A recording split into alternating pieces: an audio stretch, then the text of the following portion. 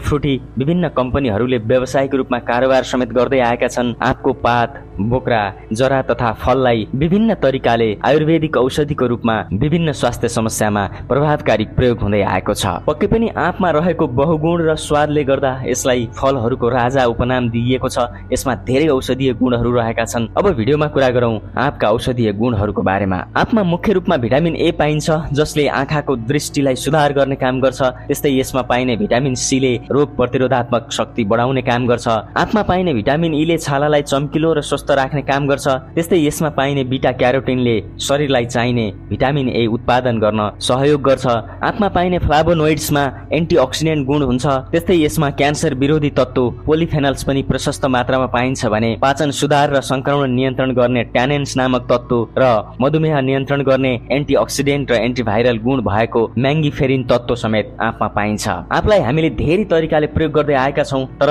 कुन कुन स्वास्थ्य समस्यामा यसको प्रयोग कसरी हुन्छ भनेर हामी सबैलाई थाहा नहुन सक्छ।